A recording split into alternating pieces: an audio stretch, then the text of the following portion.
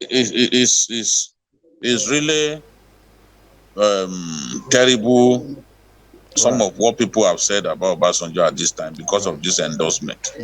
For Obi, is another feather to his cap. He will be happy where he is, Absolutely. that he has Obasanjo's endorsement. But Obasanjo's endorsement cannot win the election for him because Obasanjo does not have political value. He cannot win an election for anyone. But we know that Obasanjo is also someone that you must cultivate because in Yoruba we say kò fún wàrà but ó lè dá wàrà nù. Obasanjo may not have electoral value, but he can damage your chances with his mouth. When he grants, he can demarket you considerably with his mouth. That's why people cultivate him. They want him on their side because of the kind of interviews that he could be granting, diminishing Right. your stature as a candidate. So that's the way he is. Even in Owu, I don't think Obasanjo has the power to get people to vote for a particular candidate. He does not have that, even at the height of his powers. Right. He didn't have that kind of power.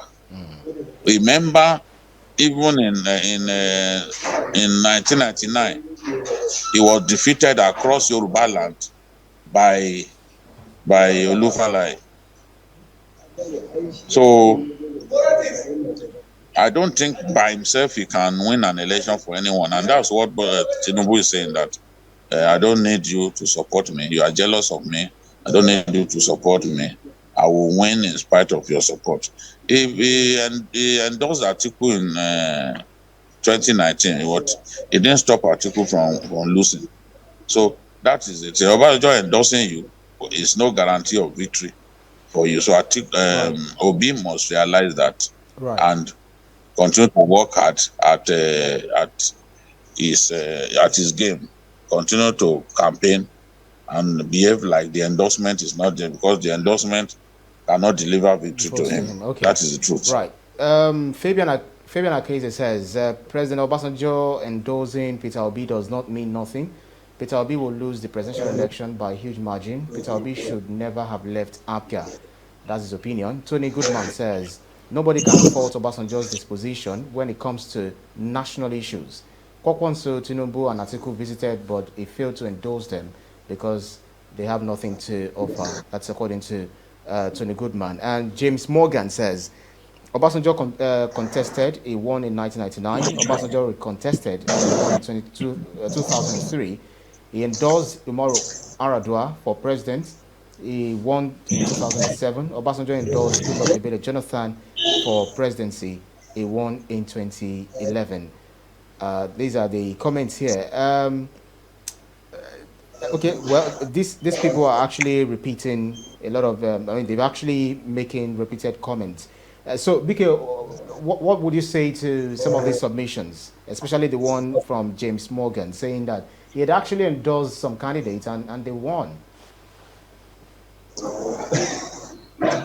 It wasn't because he endorsed them that they won. It wasn't because he endorsed them that he won. No. Um, in talking about Yaradua, even Yaradua came out to say the election that he won was rigged. That is well known. Yaradua came out to say, look, the election that I won was rigged. So in Ogun State, in the presidential election, the votes returned for the PDP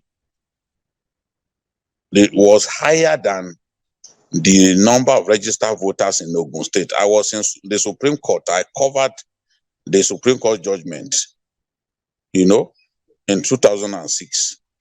So that people rig the election, you cannot, anybody can rig an election.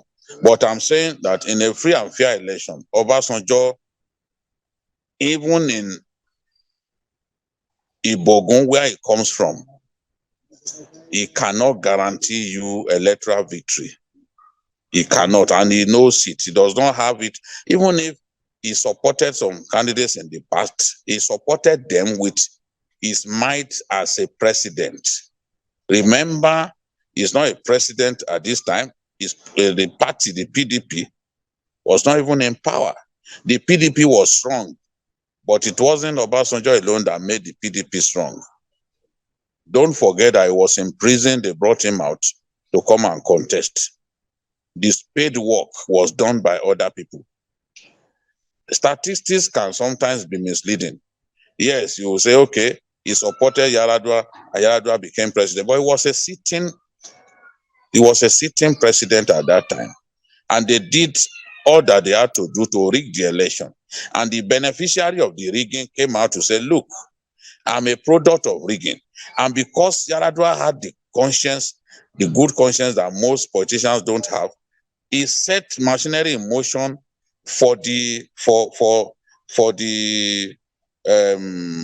reform of our electoral process.